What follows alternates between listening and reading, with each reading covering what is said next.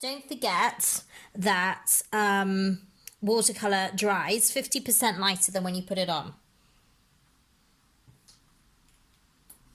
So you can fill that in, but I would take the excess off.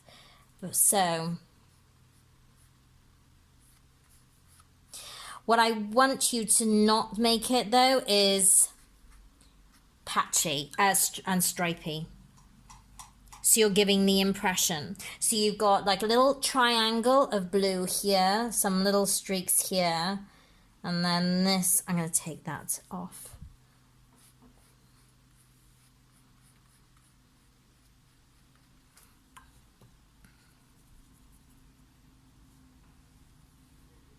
What to say? This blue patch is a bit scary, but anyway, moving on. So what you think of, you've got a line coming across. Ugh. This is yellow here. See, I would just go with this thicker line here.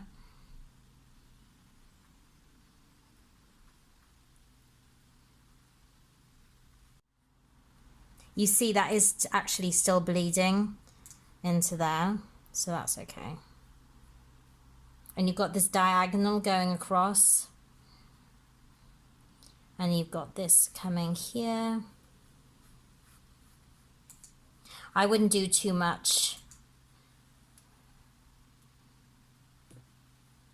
Got that there, that there. The ship is there. You've got sort of a sun. There's a sun here, isn't there? Just noticed that now. It's almost like a circular motion coming here. So what I would do is leave that as it is, because what you're going to want to do is really go, now you don't have to take off any excess water here, you can just put it on.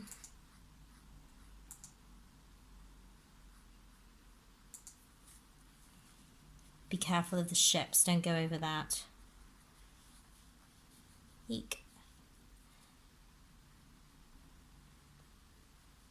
So I'm actually painting all of this with my Chinese brush because I can get bigger washes when I put more pressure on it.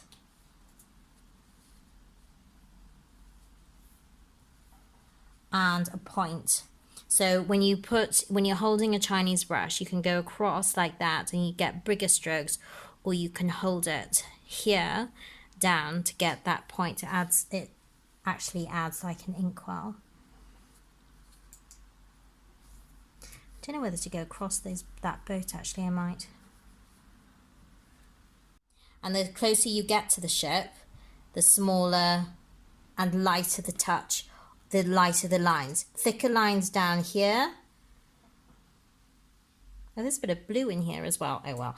Don't have to put in blue, or you can put it in afterwards, because somebody forgot to put in the blue. So less dark lines here, thicker lines here, and then so you've got that diagonal going down slightly. So you could go over this. So that's what I was saying about what he did with boats. He made this more of a contrast, so it draws your eye, and this is kind of in the background. And there's a tiny little bit of blue under here and here. And then you're going to put Cobalt on the sails.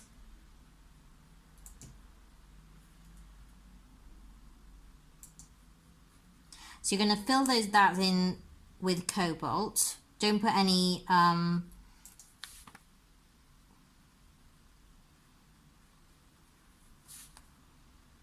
black in as yet. So I'm just gonna put just drop a little bit of darkness into the edges while it's still wet. And it doesn't matter if it bleeds into, not bleeds, but it merges with the background. You don't really want this standing out. You could even tidy that up a little bit and make it bleed even more and leave it like that. And then what you're going to do is, I think I need to bring that sail down a little bit more.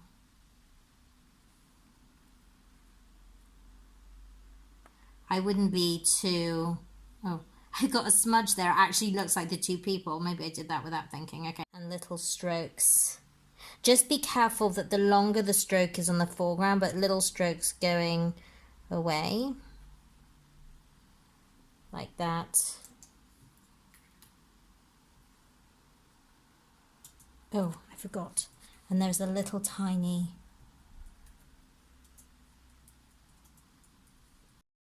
I just realised that this wasn't dark enough, or this was going more of a...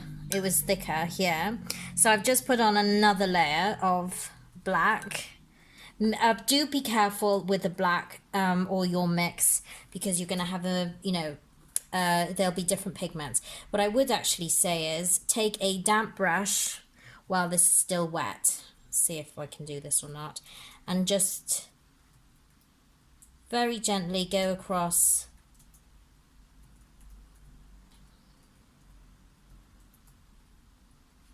just to soften.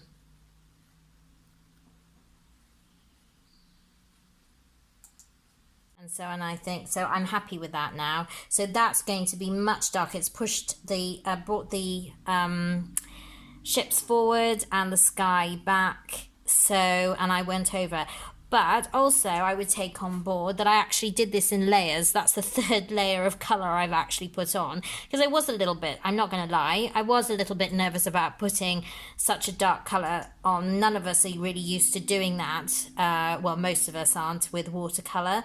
So, and there's nothing wrong. It's quite a simple landmass. There's not a lot to do with it. And you can just dodge the sails. And so you can just put on different layers, and by doing that then you get more depth as well. So that's definitely finished now,